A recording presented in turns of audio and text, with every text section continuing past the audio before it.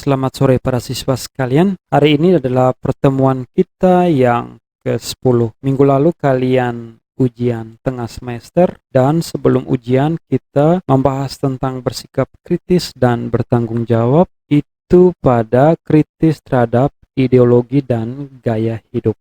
Hari ini kita akan melihat lebih pada konteks kitab suci, yakni kita belajar langsung dari figur Yesus sendiri.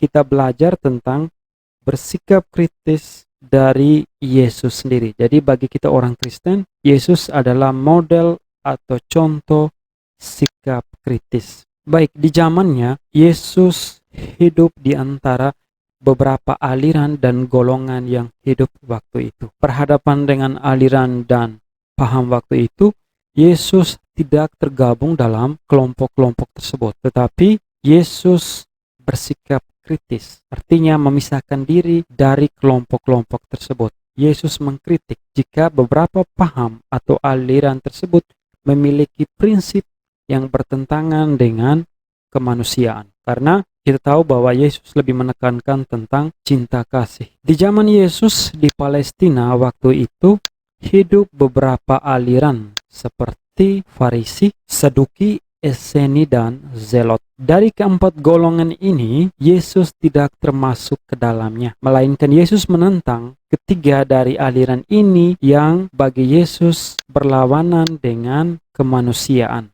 atau merendahkan martabat manusia. Yesus memperjuangkan cinta kasih, menolak segala macam gerakan yang menghalalkan segala cara demi kepentingan kelompok. Kita lihat keempat paham atau aliran tersebut. Yang pertama adalah Farisi. Bagaimana kelompok ini? Kaum Farisi dikenal sebagai kelompok Yahudi yang terkenal saleh. Jelas kita lihat dalam bacaan-bacaan kitab suci itu bagaimana orang Farisi. Mereka sering memperlihatkan kesalehan mereka di depan publik. Kelompok ini menerima hukum baik yang tertulis maupun lisan dengan cermat dan teliti. Tertulis di sini lebih kepada hukum Taurat dan yang lisan itu lebih kepada warisan-warisan leluhur yang bersifat tradisi. Bagi kaum Farisi, hukum Taurat ini lebih penting. Dilihat sebagai semacam norma, aturan, sebagai keharusan, sebagai sebuah kewajiban. Mereka mengecam Yesus karena beberapa tindakan Yesus itu melanggar dengan apa yang sudah ada dalam hukum Taurat. Misalnya, Yesus mengampuni dosa karena bagi kaum Farisi, tindakan mengampuni dosa ini tidak layak dilakukan oleh seorang manusia, ya. Ini hanya kuasa yang ada pada Yahweh sendiri, Allah. Yesus juga melanggar peraturan Sabat, di mana kita lihat pada kisah kitab suci, Yesus dan para muridnya memetik gandum pada hari Sabat. Yesus juga bergaul dengan para pendosa. Jadi kaum Farisi ini mengkritik karena para pendosa itu di zaman Yesus adalah mereka yang dikucilkan dalam masyarakat Yahudi. Kita lihat kelompok yang kedua adalah Saduki. Kelompok Saduki dikenal sebagai kelompok politik Palestina paling berpengaruh di zaman Yesus. Mereka memiliki hubungan erat dengan para imam agung. Ini adalah para petinggi penting di sinagoga. Mereka menguasai dengan baik hukum Taurat tertulis. Mereka bergaul dengan kaum bangsawan, baik kaum bangsawan yang berasal dari kalangan Yahudi sendiri maupun bangsawan Romawi. Karena di zaman Yesus mereka atau daerah Palestina itu dalam jajahan bangsa Romawi, orang-orang Roma. Dan kaum Saduki ini memiliki hubungan dengan golongan konservatif. Itu orang-orang yang lebih mementingkan tradisi leluhur, ya. Itu lebih bersifat dogmatis, ya. Artinya lebih memelihara tradisi baik yang lisan maupun tertulis dari leluhur. Ini lebih berkaitan dengan orang-orang seperti ini, Farisi, hukum tertulis dan lisan. Berbeda dengan kaum Farisi, kaum Saduki ini menolak tradisi lisan. Jadi mereka ini hanya menerima tradisi tertulis. Ini lebih kepada mementingkan hukum Taurat, karena kaum Saduki percaya kepada kebangkitan badan dan juga percaya pada adanya malaikat. Kelompok yang berikut adalah kaum Zelot. Kaum Zelot di zaman Yesus dikenal sebagai para pemberontak. Mereka adalah pejuang kemerdekaan Yahudi melawan orang Romawi.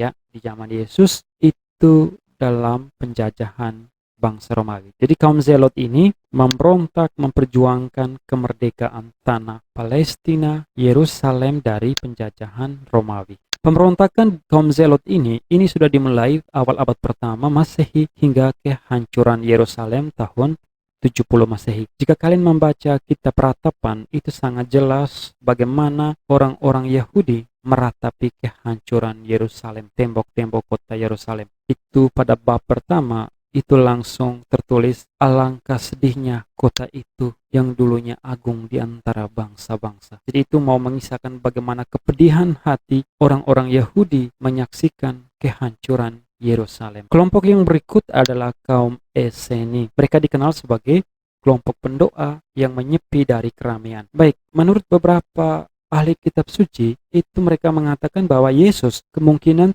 masuk dalam kategori atau golongan kelompok Eseni. Bukan ya. Jadi sebagian besar ahli kitab suci itu tidak sependapat ya. Mereka mengatakan bahwa Yesus tidak termasuk ke dalam golongan ini. Golongan ini dikenal sebagai para pendoa, orang-orang yang lebih memilih hidup menyendiri, menyepi dari keramaian demi praktik hidup yang kudus. Kelompok ini menganggap diri sebagai orang terpilih dari antara orang saleh.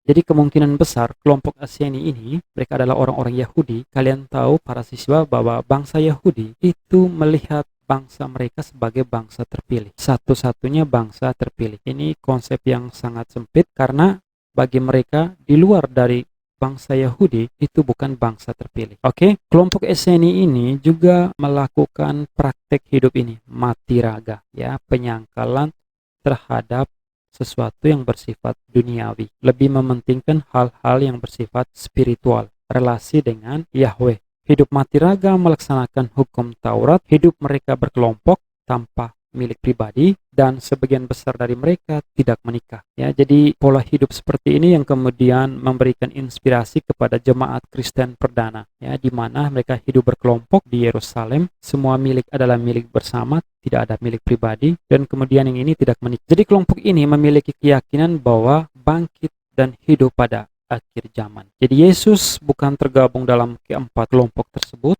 tetapi memilih gerakannya sendiri, yakni mewartakan dan memberi kesaksian tentang kerajaan Allah. Yesus sering berdebat melawan bergabung dengan mereka yang dianggap sampah masyarakat. Jika kalian masih mengingat kisah di mana Yesus pada usianya yang masih muda itu sudah berdebat, berdiskusi tentang hukum Taurat dengan imam agung, dengan mereka yang adalah ahli hukum Taurat. Jadi Yesus pro kemanusiaan, bergaul dengan mereka yang dianggap sampah masyarakat dalam konteks Yahudi, itu seperti orang miskin, buta, lumpuh, kusta, rasukan setan, para pendosa, pelacur, dan pemungut cukai. Itu kita lihat dalam kitab suci, ada kisah-kisah seperti itu ya. Jadi bagi kaum Farisi maupun kaum Saduki, Yesus ini dianggap sebagai ancaman kedudukan politis dan kepentingan mereka. Jadi ini menjadi alasan kemudian untuk menjatuhkan Yesus yang pada akhirnya mati di kayu salib ya. Jadi bagi mereka, tindakan Yesus seperti mengampuni dosa, menyembuhkan orang yang sakit kusta, melakukan mujizat, itu bagi mereka itu menghujat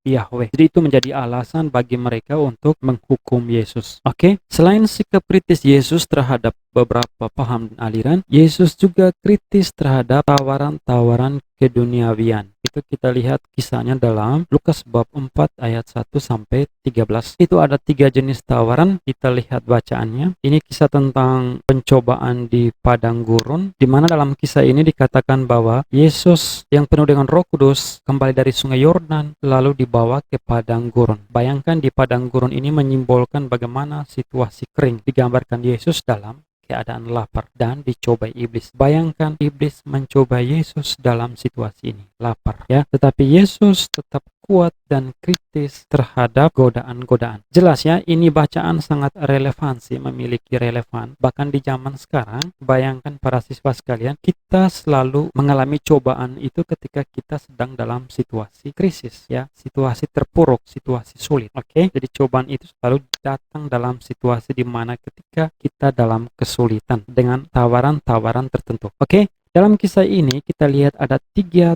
tawaran. Yang pertama itu Yesus dicobai iblis untuk mengubah batu menjadi roti. Roti di sini memiliki makna bahwa iblis mencobai Yesus dengan memberikan ini jaminan kesejahteraan yang melimpah. Jadi jika Yesus tunduk kepada iblis atau tawaran yang pertama tadi, maka dia diberikan ini kekayaan, kesejahteraan. Jadi roti adalah simbol kekayaan. Kita lihat cobaan yang kedua adalah iblis membawa Yesus ke tempat yang tinggi dan memperlihatkan kepadanya semua kerajaan dunia. Di sini kerajaan dunia di sini adalah ini simbol dari luasnya tanah Israel. Oke, jadi ini adalah tawaran yang bersifat duniawi. Apakah Yesus hanya mau mengabdi kepada kehidupan spiritualnya, kepada Yahweh, pada Allah, ataukah lebih tunduk kepada hal-hal yang bersifat duniawi ini, jabatan, kedudukan, atau kekuasaan. Cobaan yang ketiga kita lihat di sini. Cobaan yang ketiga adalah iblis membawa Yesus ke Yerusalem dan menempatkan dia di bubungan bait Allah. Jika engkau anak Allah,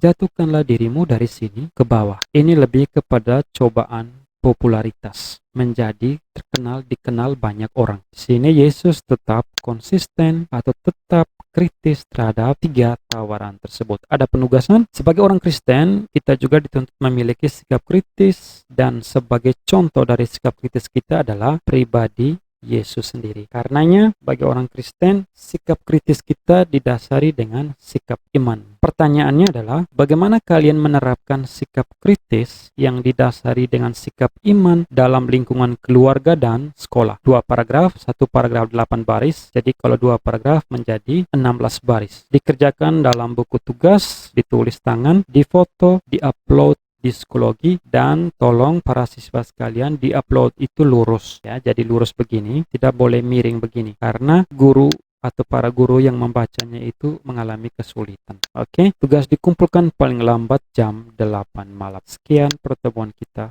hari ini.